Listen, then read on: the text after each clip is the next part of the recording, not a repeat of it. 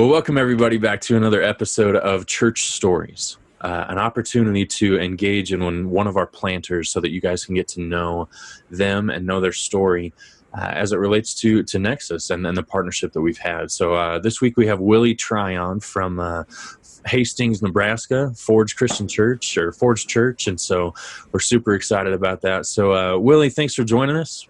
Yeah, thanks for having me. Why don't you just start us out by walking us through all of just kind of the story of Forge? Like, how did Forge come to be? Maybe your call into church planting, just kind of on the front end, and up to kind of life and ministry today at 2020. But just kind of give us the groundwork of how Forge came to be.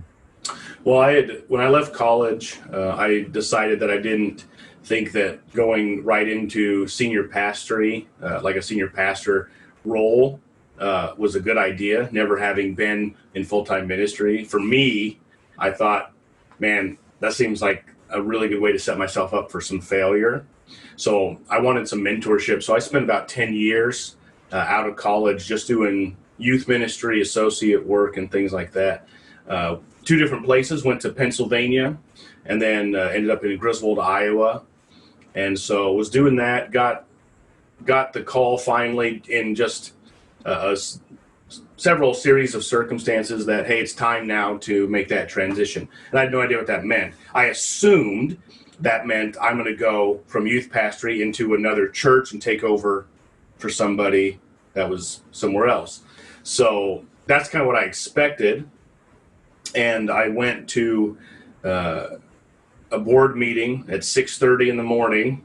And farmers like to get up nice and early. So, and had a meeting with my elders and said, hey guys, when I got hired here, I always told you that senior pastory was always the goal, to be a senior pastor. Our senior at that time was like, he's not going anywhere. He's here for the long haul, which is great.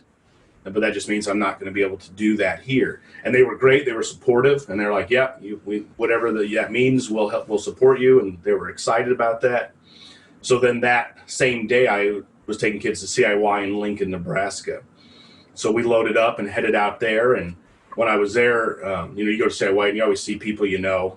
And I met Josh Muehlbauer, who I went to college with, and he wasted 0 time in asking me, "Hey, Nexus, the people that help plant Connection, that he's the worship pastor at in Columbus, they're looking at planting maybe in Hastings. You're the first guy I thought of. How are things going at Griswold?" And nobody knew anything. It was the elders knew, and I knew. And I was like, great, thanks for asking. He's like, have you ever thought about church planting? I'm like, no, that sounds really difficult, so I'm not interested in that. Through that process, then Haley and I sat down and we started thinking about what would it actually look like if we were to plant a church? If we were to construct the DNA of a place, what would it look like? What would we want it to be? And during that time, I'd always wanted to do blacksmithing.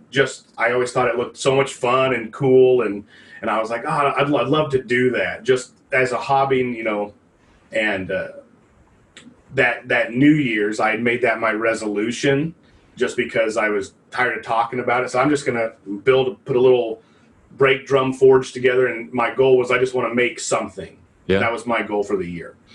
Well, that was kind of coinciding with all of this stuff. And so I'd been messing around with some stuff, trying to make some knives or whatever, just hit metal. Yeah. And so we were talking about the name of the church that we were going to plant, what would we call it? And I just kept thinking about the blacksmithing process and how with a forge I can take a rusty, dirty, hardened piece of metal, and if I stick it in there, I can let it warm up and come up to temperature, and I can take it out and shape it to whatever I want it to be. I can change it however I want. And so it's like that's what we want the church to be. Is a place where you can come dirty and hardened and crusty, beat up, and if you set and you let Jesus work on your heart and come up to temperature, he can turn you into whatever he wants you to be, no matter what you started out as. That's good, man. That refiner's fire. That's a good picture. So what do you love most about your time as the planting pastor of Forge? What do you do? I think for me is I get to, as the planting pastor, We talk a lot about establishing the DNA, Yeah. things like that. And there's problems that come up whenever you deal with people, obviously, but there's a culture that's been created and cultivated when you're in a church that's 135 years old, right? And there's people that get to do and say things that in a church plant they don't, because you get to establish right off the bat, this is how our attitude is. This is what matters to us. Yeah. So I don't have to deal with things like Monty Frickett is pissed off that the carpet doesn't match the backdrop. I don't have to deal with that because we're focused on other things. And so my ministry time is taken up with, teaching Christian 12 Steps class on Wednesday night with recovering addicts, leading small groups, training people to lead small groups. And so for me, that's what's exciting is somebody starts talking about that, and it's a great chance to be like, first of all, well, here's our vision, here's our mission, here's what we're focused on. So how does what you're talking about help us accomplish that? Yeah. And if it doesn't, and what's great is when you start that strong as a church planner, when you get to say, here's what we're here to do, period, when the people jump on board with that, that's what they're there to do. So they're, and the ones that aren't, they don't last or they don't show up. And so while you may have a lot smaller numbers, especially to start with, boy, the people you have are good. Yeah. They're there to accomplish something. And I'll take 30 people that want to focus and streamline my vision or the vision of the church over 450 people that just want to come and be entertained. Right. No, that's great, man. So what's this whole journey over the last few years been like for your family? It's been a whirlwind in a lot of ways. My family's learning a lot of different things. Obviously, what it is to be in a much more high-paced ministry. And so there's a real balance that we have to learn between how much do I give and how much do I say no to. And unfortunately, I think I'm probably not very good at the latter. That's definitely something that I'm still very much learning, and it's difficult because you put so much time and effort into this place, to these people, to this thing. The idea that you're going to take time off or you're going to back away from that can be really difficult because you don't want to lose progress. And right now, especially, it's just really difficult. With Corona, you've already got, half your people and things like that. And so right now is just tough in that regard, although with school starting back up and stuff, some of that's a little easier. But yeah, so that balance is tricky, and I haven't mastered that at all, for sure. Sure. Does your wife still like you? I think so. She slept in the bed last night, so I think so. That's good, man. Can you maybe just share with us real quick one of those stories that just kind of keeps you going? So you've been on the ground for a couple years in Hastings. Is there a story that you can kind of point to where you just see the amazing work of what God is doing in and through your ministry, through that vision that you're talking about? Yeah, I got one. So I love telling this story. It scared the crap out of me when it happened, but. So we launched, I said in October, soft launch. And I had recruited a college girl to come and help do sound, kind of our social media stuff and everything like that. And we were the third week, so our third service for soft launch. Sunday morning, I get a call about 3:00, and it's her. And all of her friends have been in the hospital because they had got, one of their friends, they got alcohol poisoning. They were out partying and doing all this stuff, and they're all underage. And so here I am, third weekend. One of my core team people is wasted, and I'm going, oh my God, like this is gonna not go well, like from here on out, and so I'm struggling with what to do, and I keep remembering that we keep telling people that they can come as they are. And it's like I felt God saying, well, do you believe that or not? And so I said, okay, I got coffee on. She showed up.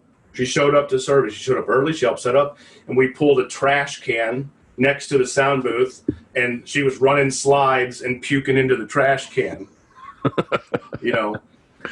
And the next week I brought her a card and just a little coffee gift card.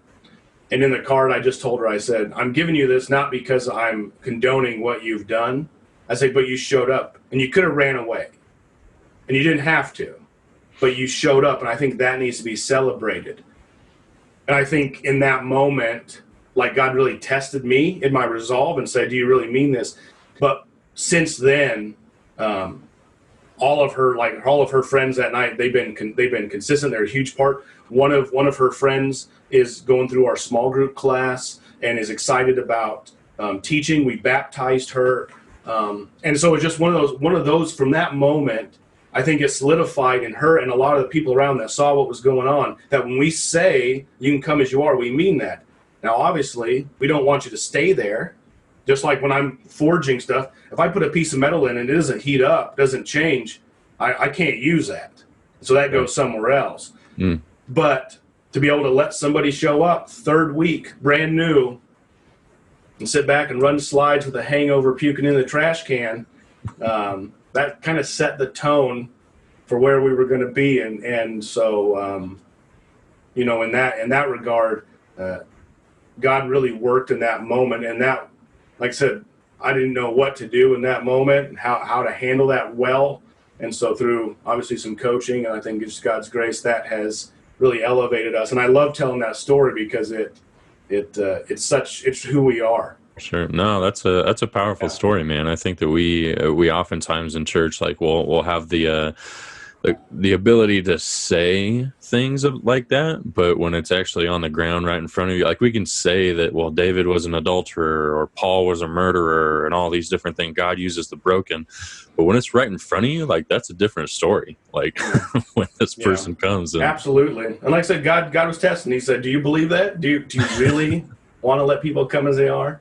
And like I said, that kind of mentality is when you let people come as they are, that aren't Christians, when they find Christ, they know lots of unchurched people. They know lots of people that aren't Christians. Yeah. And then they invite them because they start going, wait, you go to that church? And it's been so cool when I've seen two different people show up to church and they're like, oh, you go here? And they know each other from AA or they know each other from there. And it's like, yeah. And they're like, well, I heard about it from here. And so in those circles, when your church becomes those names, whether it's for special needs or people with pasts or college students, that's really exciting to see that because that means that you're where you want to be. So that's awesome, man.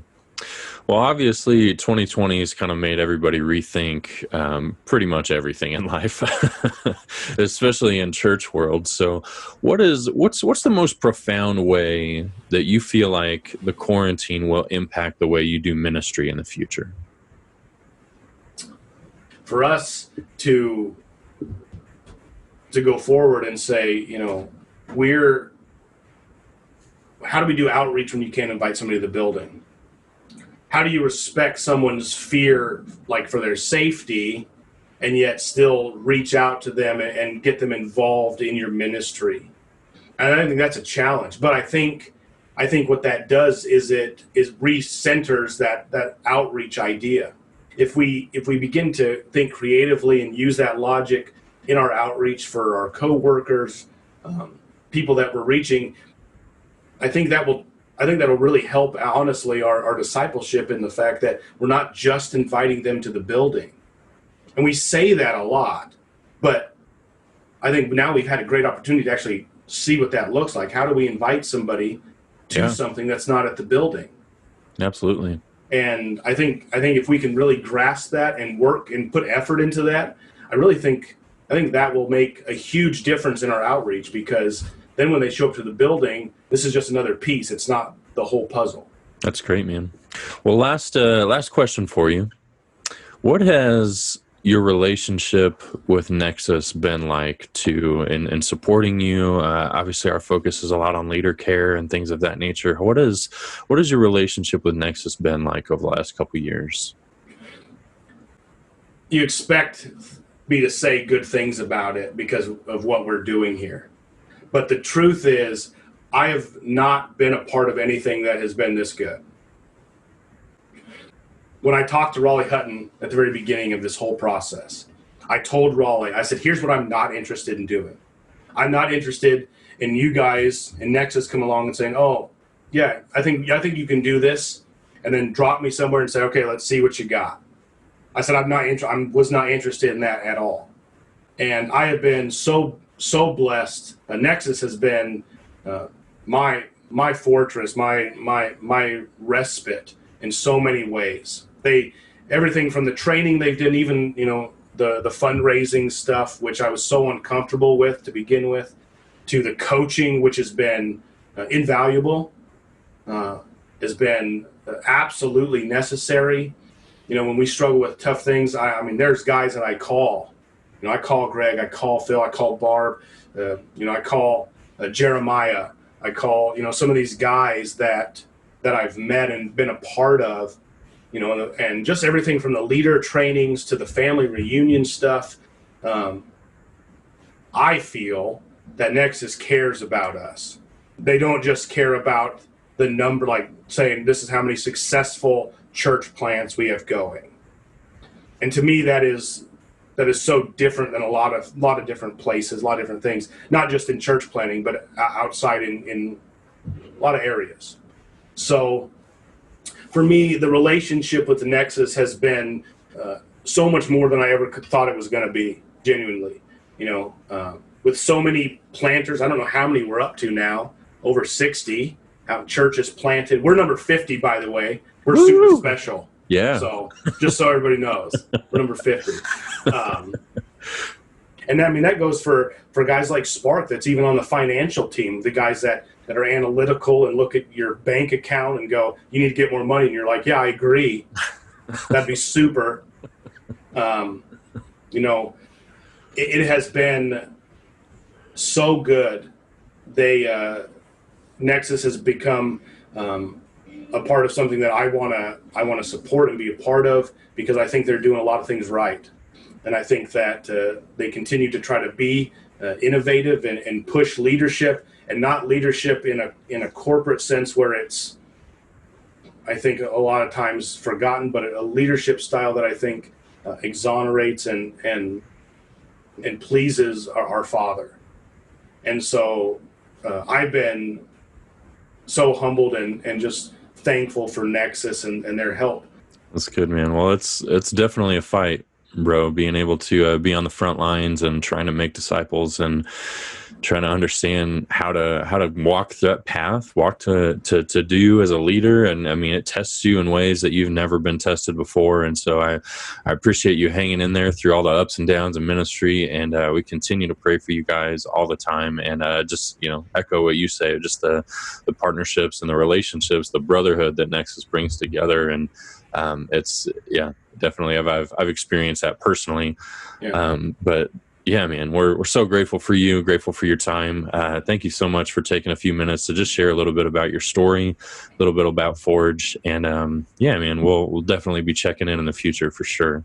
I appreciate that. Thanks again for having me, and we love you guys.